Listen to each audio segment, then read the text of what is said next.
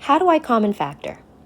When you're starting to common factor, the first thing I want you to do is count and identify your terms. I have 1, 2, 3 terms here. Let me underline each of them. So again, 1, 2, 3 terms. And for each of these terms, I want to compare them and say, what do they all have in common? Now, when I say in common, what numbers can they be all divided by? So, for example, if I'm looking at just the coefficients, just these numbers, they're all even, they can all be divided by 2. So that's going to be part of my GCF, my greatest common factor. The next thing I'm going to do is I'm going to look at just the x's. So we're looking at the numbers and the letters separately. And within each letter, we're looking at each of those separately.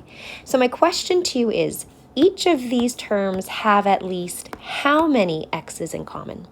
Well, they each have at least one x. So 1x is going to be the GCF.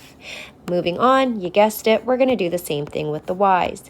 And for all 3 of our terms, they each have at least one y. So our GCF becomes 2xy. Well, what do we do with that GCF? It shows up in a few ways. In my answer, that GCF is actually what leads my bracket. So I'm going to put that here. And I'm going to have stuff in my bracket. Well, how do I know what goes in my bracket? Well, I'm also going to take that same GCF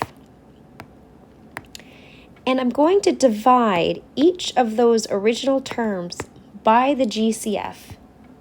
And whatever answer I get from that will end up going in this spot, and this spot. So if I start off with 1, 2, 3 terms, I should also end up with 1, 2, 3 terms in the bracket. So let's do that. So with this first question here, I'm going to do 8 divided by 2. I get 4. Using my exponent laws, this is an invisible 1. I keep the base. Because it's division, I'm going to subtract the exponents. I don't actually need the 1 there. And for the y's, same thing. You could do this a few ways. You could say those two cancel each other out, so it's just gone. Or you could keep the base, subtract the exponents, and anything to the exponent 0 is 1. Either way, it's 4x times 1. And I don't need to write the times 1, so I'll leave it there as 4x. Then I have the subtract sign over here. And I'm going to do it all over again. So 6 divided by 2 gives us 3. Using my exponent laws, this gives me x squared and y squared.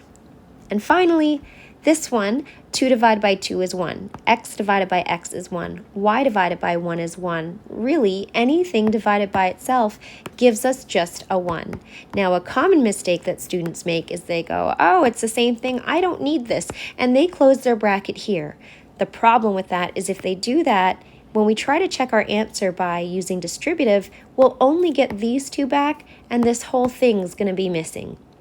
Now that we have the 1, this gives us this part gives us this, and 2xy times 1 gives this part back. So always do a quick check that if I have 1, 2, 3 terms to begin with, I end off with those as well. Let's try one more. I have a trinomial here. Now, we could possibly do simple trinomial factoring or complex trinomial factoring. However, we always want to check for a GCF first. GCF in this case, well, let me underline my terms. I have 3 terms. They all can be divided by a 3. But that's the only part of the GCF. They don't all have x's. This one's missing one. So x isn't even going to become part of my GCF. So I'll put 3 in front. I'm going to have something in my bracket. And again, I'm going to divide each of these by 3. I get 2x squared plus 4x minus 1. And again, so important that we still have that minus 1 there. At that point, you would look in the bracket and say, is there any more that I can do? Is this a simple trinomial? Is it a complex trinomial? In this case, you actually wouldn't be able to find 2 numbers that add to 4 and multiply to -2. And so we'd be done. Same thing with this. This doesn't factor any further, so we're done there.